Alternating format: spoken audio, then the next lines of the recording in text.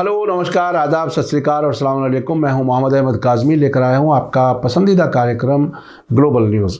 इस वक्त बड़ी खबर अमेरिका से है, जिसने यूक्रेन में अपनी एम्बेसी को राजधानी कीव में बंद करने और इसे वेस्टर्न शहर लवीव में शिफ्ट करने का फैसला किया है। साथ ही खुद अमेरिकी फॉरेन मिनिस्ट्री ने अपनी एम्बेसी में मौजूद सभी कंप्यूटरों को तबाह करने का हुक्म दिया है। एम्बेसी राजधानी में बंद करने और दूसरे शहर में शिफ्ट करने का ऐलान कल अमेरिकी फॉरेन मिनिस्टर एंटनी ब्लिंकन ने रूसी फौजी तैनाती में नाटकीय तब्दीलियों का हवाला देते हुए किया है।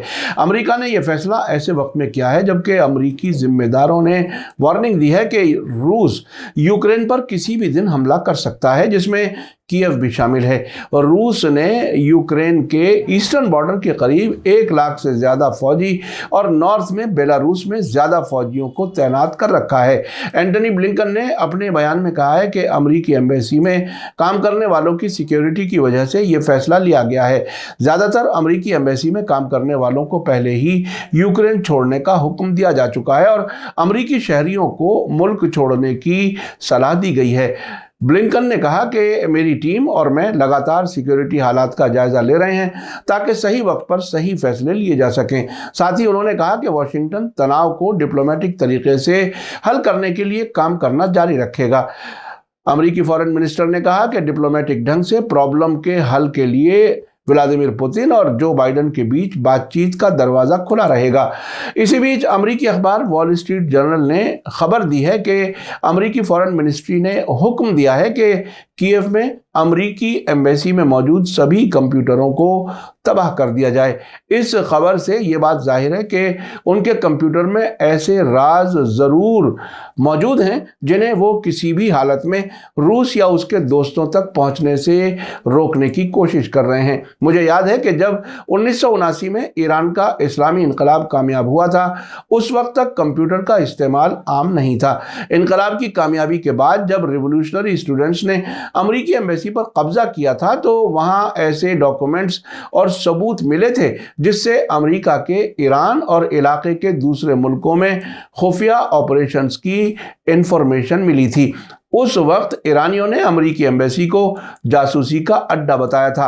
अब यूक्रेन की राजधानी कीव में अमेरिकी एम्बेसी के कंप्यूटर्स को तबाह करने का वॉशिंगटन हुक्म दे रहा है। इससे लगता है कि अमेरिका कुछ खास खुफिया राज छुपाने की कोशिश कर रहा है। इस बीच खबर है कि रूस ने कहा है कि वो सिक्योरिटी क्राइसिस को कम करने की कोशिश करने के लिए वेस्ट के साथ डिप्लोमेटिक बातचीत जारी रखेगा।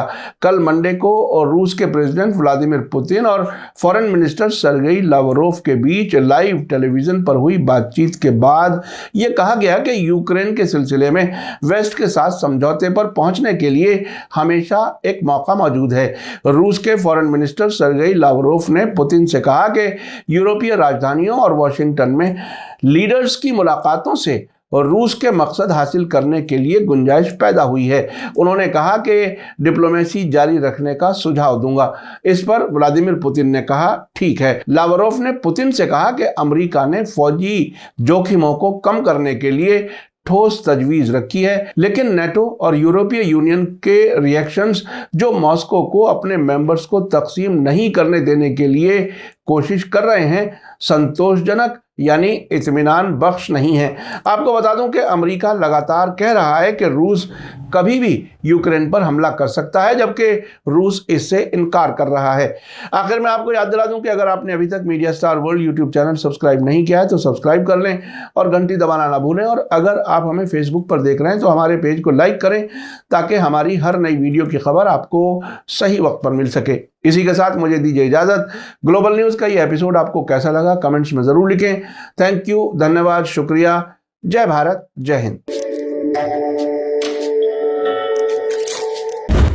मीडिया स्टार वर्ल्ड के और वीडियो देखने के लिए हमारे चैनल को सब्सक्राइब करें और सीधे नोटिफिकेशन पाने के लिए बेल आइकन दबाएं। और अगर हमारी खबर सच्ची और अच्छी लगे तो अपने व्हाट्सएप, इंस्टाग्राम, फेसबुक और ट्विटर अकाउंट पर ज़रूर शेयर करें।